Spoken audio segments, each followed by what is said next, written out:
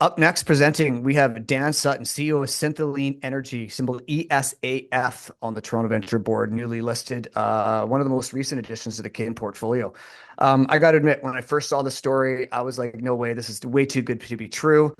But that's what I said about Hydrograph at 10 cents a share, and everyone's seen where that's gone. And I kind of make a little bit of a comparison of turning something and make it into something really big. Super exciting story. I'm obviously long. They're obviously a client. That's my disclosure. But listen to what Dan has to say. I think he's a great presenter. This guy works really, really hard. Dan, take it away. Really appreciate it, Arlen. We get that all the time. Sounds too good to be true. They said the same thing about the steam engine. They said the same thing about the microchip. So we are really lucky to be at a special time in history when the converging technologies that allow us to imagine high purity, high grade, carbon neutral, drop-in substitutable synthetic fuel cost competitively with fossil fuels. These technologies all exist today. It's going to take firms like Syntholene to integrate them, connect them to low-cost energy, and that's what we're in the business of doing. But my name's Dan Sutton. I'm the CEO of Syntholene. In short, we make high-spec jet fuel. This jet fuel is decoupled from fossil fuel supply chains. It's better performance, and it avoids a ton of the externalities that we are seeing play out in the marketplace right now for our historic demand for 100 million barrels a day of fossil-based fuels. I love to start with this. Standard oil, 1890. Commodity markets never lose. At the end of the day, if we are making the highest quality fuel at the lowest possible price, market forces will go forth and do their thing. And I'm pleased to be able to let this audience know that within our lifetimes, we are going to see synthetic replacement hydrocarbons be effectively substitutable for fossil-based hydrocarbons. And if Syntholene has anything to do about it, we are going to do this in the next few years. I wanted to pull this up. This is a map of global fossil fuel reserves as we understand them today. Look across this map. How many of these countries would you personally want to do business with?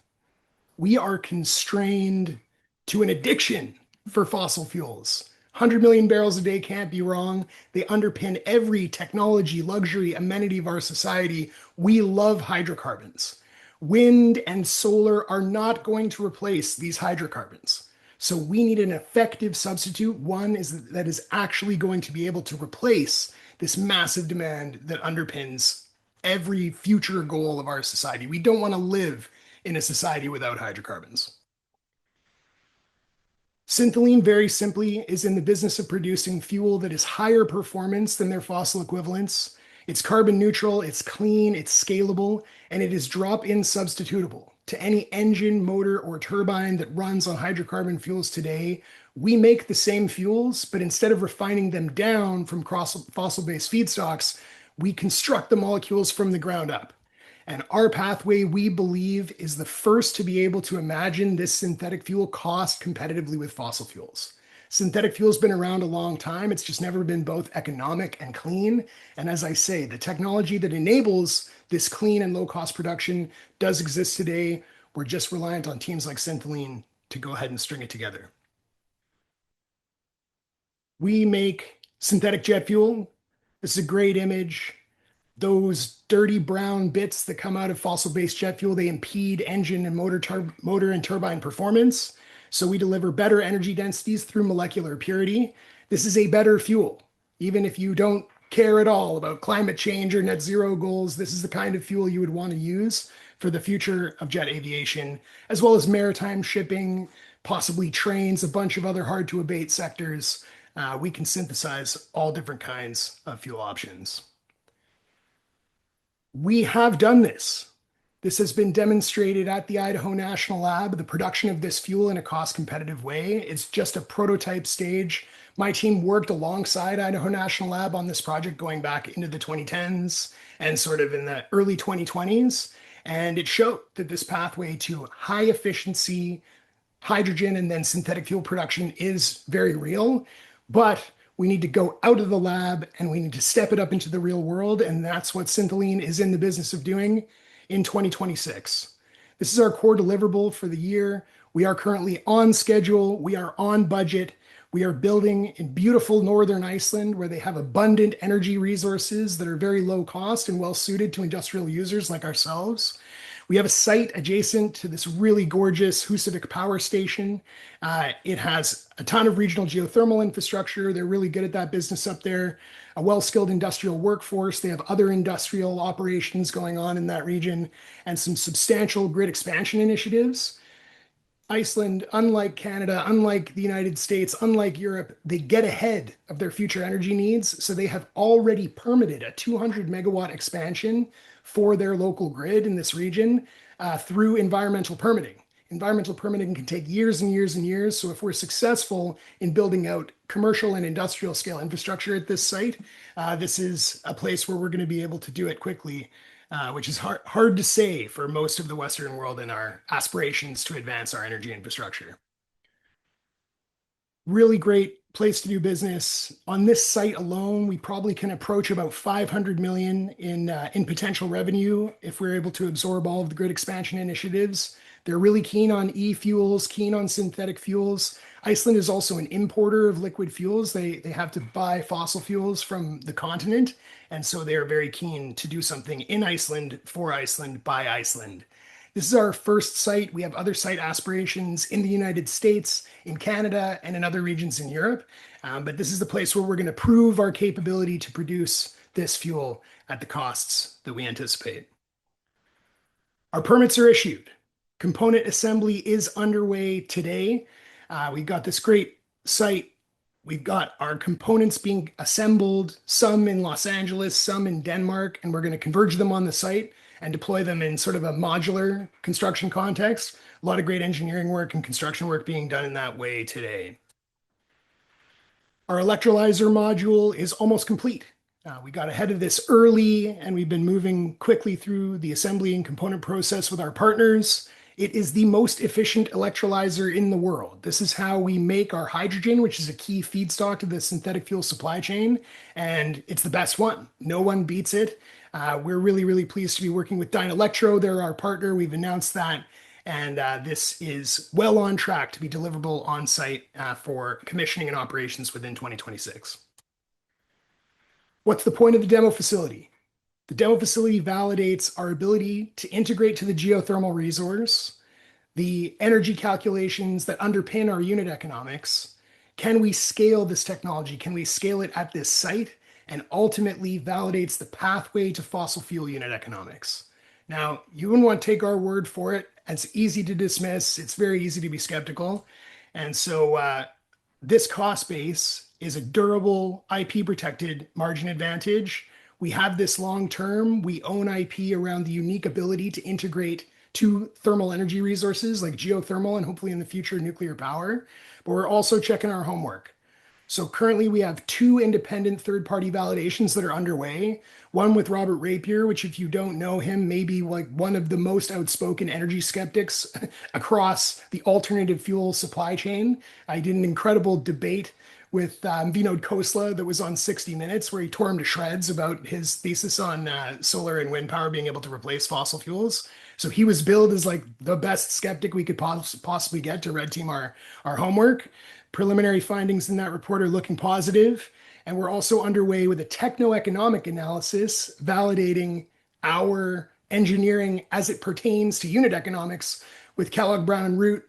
KBR are also one of the best in the business when it comes to petroleum EPCs. We're really proud to be working with them. And yeah, they're going to tear our analysis down to the studs and see if they can replicate it. And we're looking forward to the completion of these third-party validation reports in the coming months. We also have an executed expression of interest. This is non-binding and non-priced, but it is something that firms like Icelandair don't just hand them out. We're looking forward to being able to advance this into a formal offtake agreement, hopefully this year, should negotiations be successful. It's about 25 million liters a year over 10 years, 20,000 tons of sustainable aviation fuel, or sustainable aviation fuel, is worth hundreds of millions of dollars today. And so indicative of what the demand is just for a relatively small European airline. We're also in conversations with other airlines, airline groups, oil and gas traders and larger oil and gas companies too. These are early stage conversations, but suffice to say that the demand for this fuel is far outpacing the supply, and it will likely be a seller's market coming into the next decade and beyond.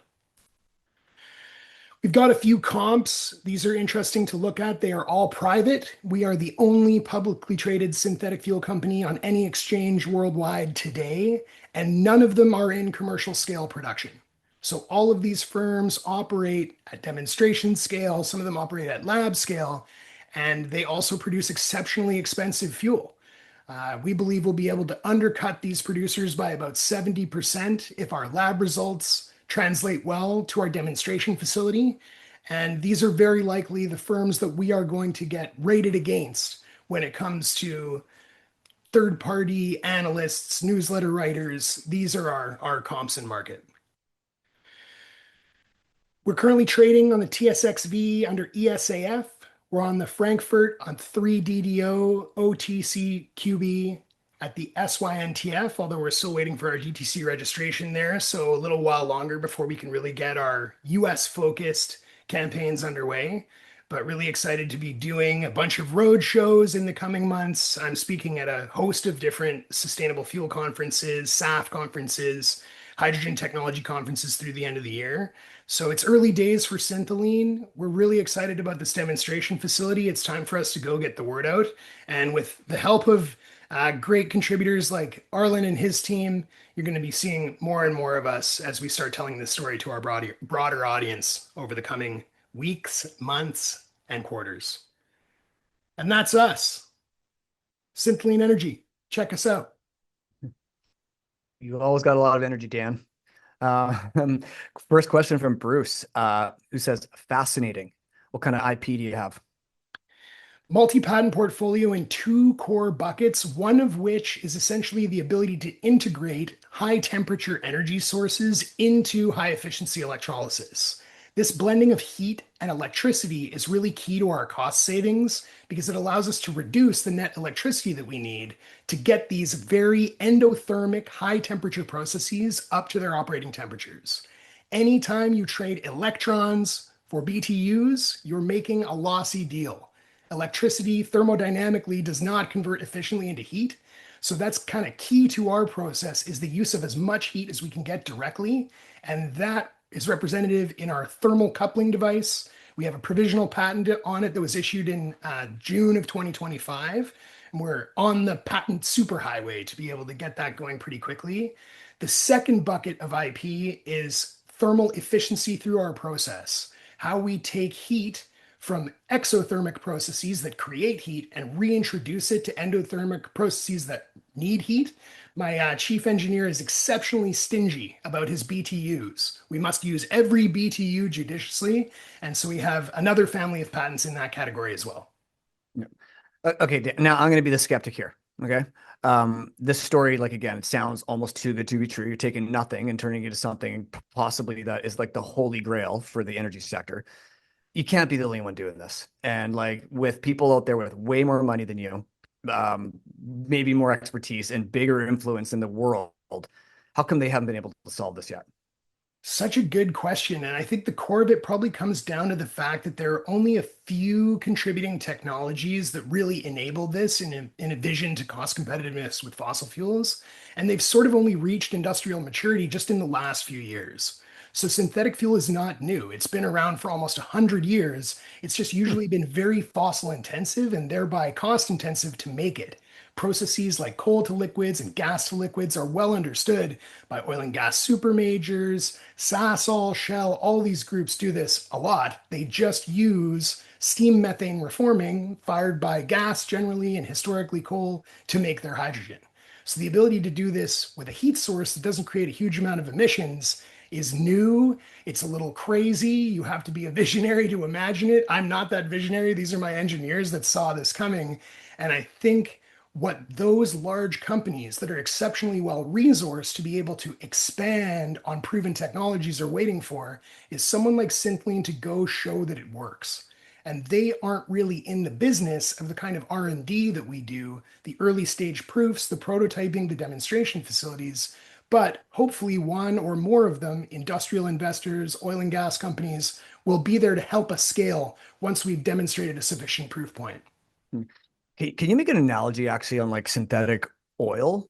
Like I go take my beautiful Tacoma to go get, an oil change and they just put synthetic oil in there. Why? It's a it's so obvious once you see it. And anybody that's driving even a relatively nice car, like a car that you want to treat well and you want to keep operating for a long time, you probably use synthetic motor oil in your car today. Now, Yeah. why do you do that? It's a little more expensive, it's a higher quality, your mechanic likes it. But what it really comes back to is instead of being refined from fossil crude that retains deleterious adulterants, things that are going to gunk up your engine, require more oil changes, impede performance, reduce the operational life of your motor, you're going to put in synthetic, which is molecularly pure.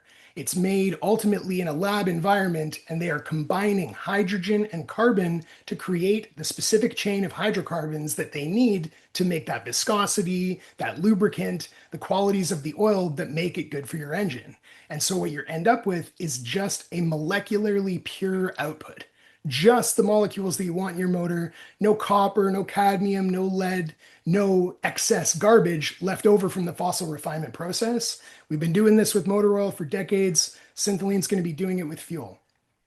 Yeah, and I guess no matter what, your end product will always be exactly the same. It's standard, Like it's it basic.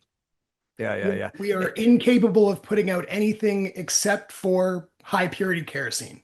CH12 to CH16, unless someone sprinkles in some copper, cadmium, and lead, it's just the fuel that airlines need in the standard output that we make passively. We don't have to do anything special. Okay. So I got a question. Obviously, the jet fuel market is like a huge market opportunity. You've got a massive LOI with I want to say Iceland Air for an offtake agreement. But is this the best use for your synthetic fuel, this market? Or is there actually like a better use for it, do you think, out there? We Like something really more like like more important to our world.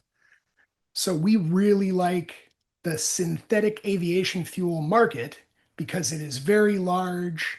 There's a huge amount of policy support Europe, especially in EU and UK and Asia, and it's probably the highest margin product for us in the near term. Aviation is a really difficult to decarbonize sector. It's called hard Mm, to abate.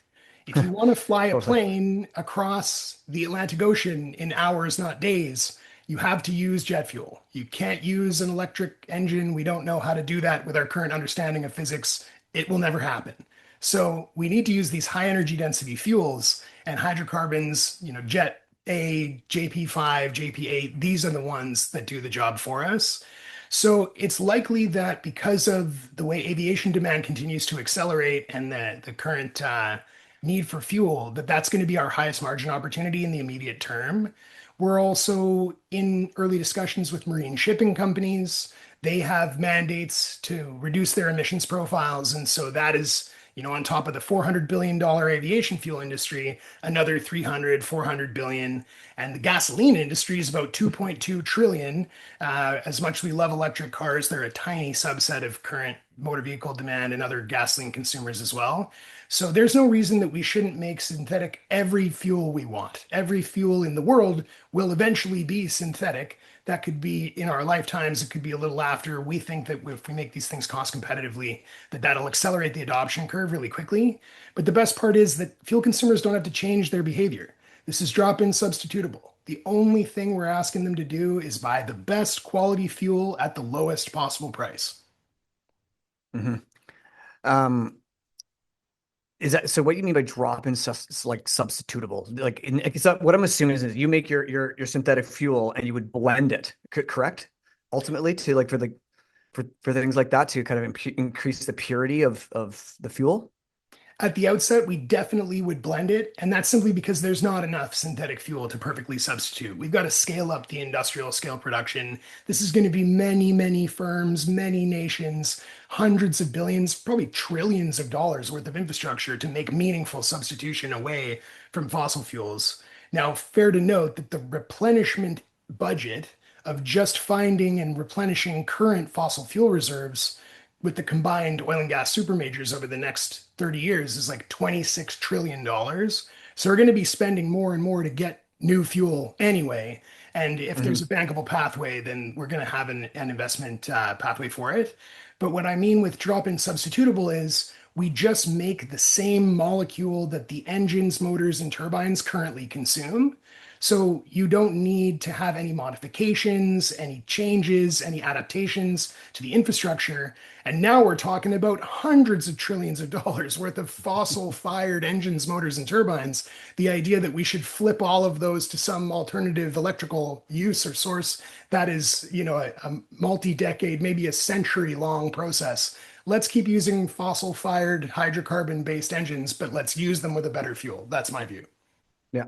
Okay, cool. Dan, we're out of time. Actually, I have a bunch of questions from our audience that we'll have to forward off to you for you to answer, because I think they're very valid questions, but we're out of time. Great presentation. Obviously, when are we going to know? Actually, that's my last question. Very quickly, when are we going to know if this works or not?